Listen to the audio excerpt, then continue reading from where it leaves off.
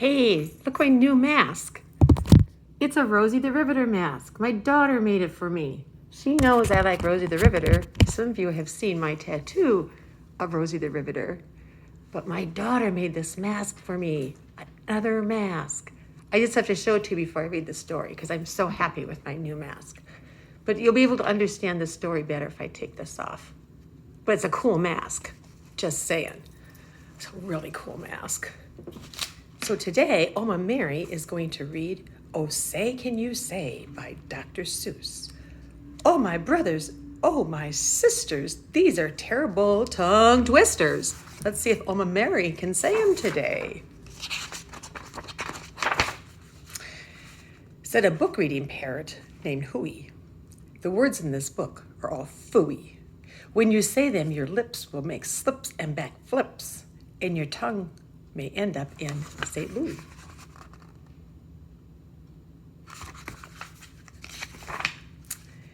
Do you like fresh fish?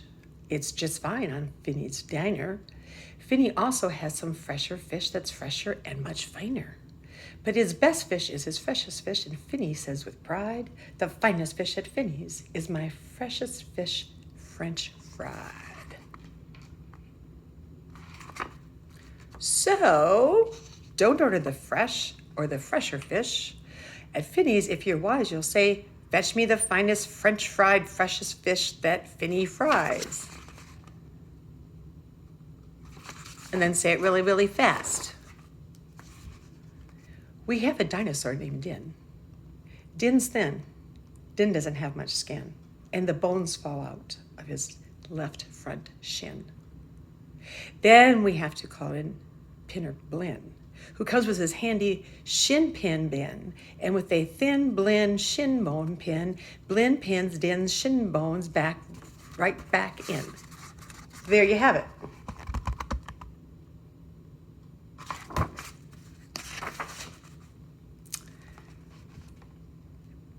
Bed spreaders spread spreads on beds. Bread spreaders spread butters on breads. And that bed spreader better watch out how he's spreading, or that bread spreader's going to butter his bedding.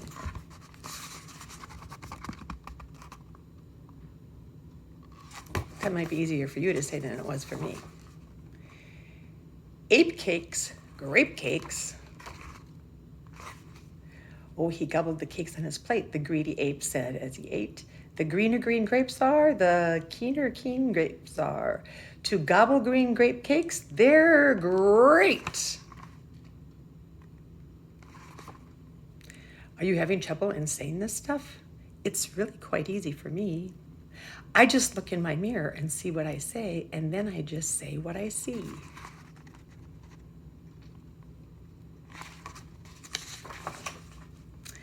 Now let's talk about money. You should leave your grocs home when you travel by air. If you take them along, they charge double the fare. And your grocs must be packed and locked up in a grox box, which costs much, much more than little old fox box. So it's heaps a lot cheaper to fly with your foxes than waste all your money on boxes for groxes. There's a good tip. And what do you think costs more, a simple thimble or a single? Let's say that again. What do you think costs more, a simple thimble or a single shingle? A simple thimble could cost less than a single shingle would, I guess. So I think that the single shingle should cost much more than the simple thimble would.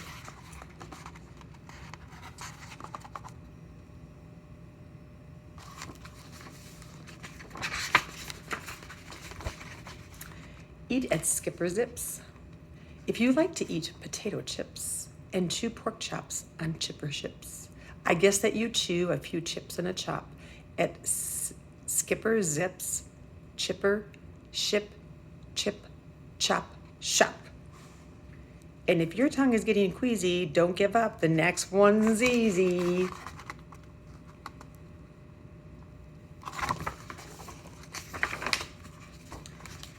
There are so many things that you really should know, and that's why I'm bothering telling you so. You should know the first names of the Fudnuttler brothers, who'd like to pile each on the heads of the others. If you start at the top, there are Bipper and Bud, and Skipper and Jipper, and Jeffrey and Judd, Horatio and Horace, and Hendrix and Hud, and then come Dinwoody and Dinty and Dud, also Fitzsimmon and Frederick and Fudd, and Slinky and Stinky and Stewart and Stud, and down at the bottom is poor little Lud. But if Lud ever sneezes, his name will be Mud.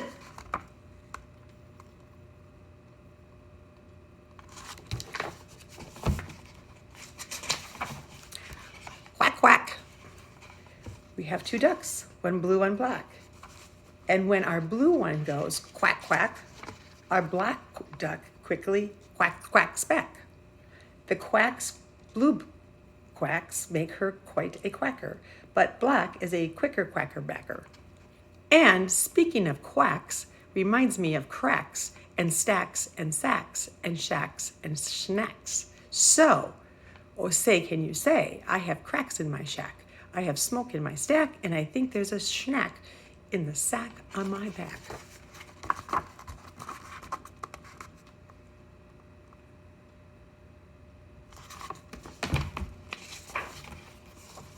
West, east, east beast. Upon an island hard to reach, the east beast sits upon his beach. Upon the west beach sits the west beach. Each beast thinks he's the best beast. Which beast is best? Well, I thought at first that the east was best and the west was worst. Then I looked again from the west to the east, and I liked the beast on the east beach least.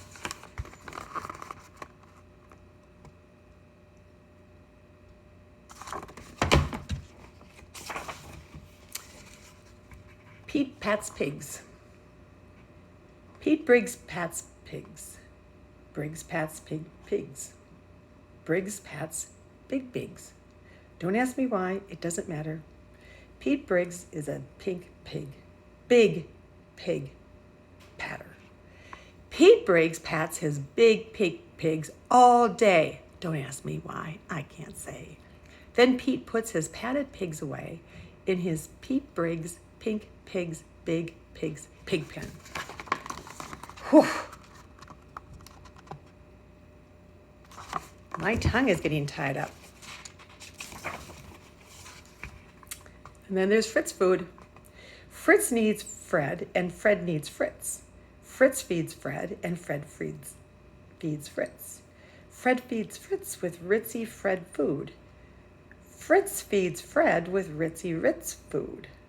And Fritz, when fed, has often said, I'm a Fred-fed Fritz. Fred's a Fritz-fed Fred. Here is Fred's food. There's a lot of words to get out for food. How to tell a klotz from a glotz? Well, the glotz, you will notice, has lots of black spots. The klotz is quite different with lots of black dots. But the big problem is that the spots on the glotz are about the same size as the dots on the klotz. So you first have to spot who the one with the dots is. Then it's easy to tell who the klotz or the glotz is. I wonder if you think it's easy to tell. What would you rather be when you grow up? A cop in a cop's cap? Or a cupcake cook? Or a cupcake cook's cap? Or a fat flapjack flapper on a flat flapped jack cap? Or if you think you don't like cops' caps, flapjack flappers, or cupcake cooks' caps, maybe you're one of those choosy chaps who likes kooky captain's caps, perhaps.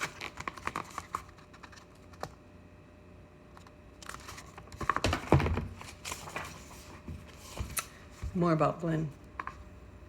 Well, when Blinn comes home tired from his work pinning shins, the happiest hour of old Blinn's day begins. Mr. Blinn is the father of musical twins who, tucking twin instruments under twin chins, lull their daddy to sleep with twin Blinn violins.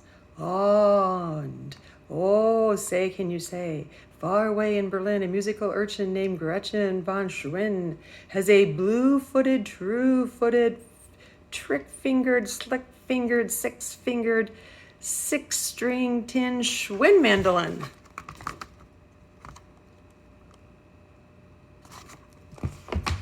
There you go. Rope soap, hope soap.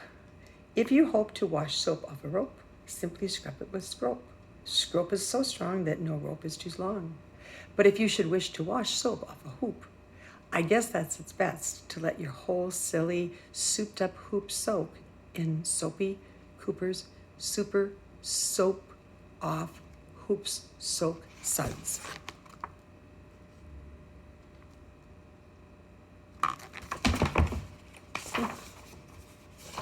Merry Christmas, Mush. One year we had a Christmas brunch. Merry Christmas, munch to munch. But I don't think you'd care for such. We didn't like to munch much.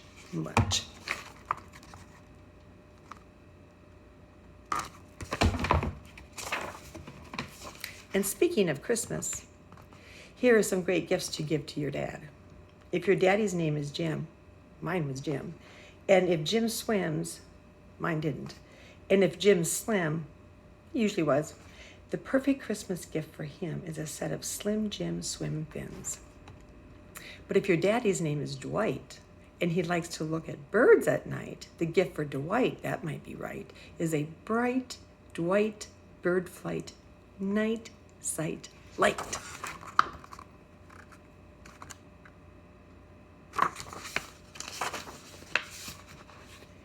But never give your daddy a walrus.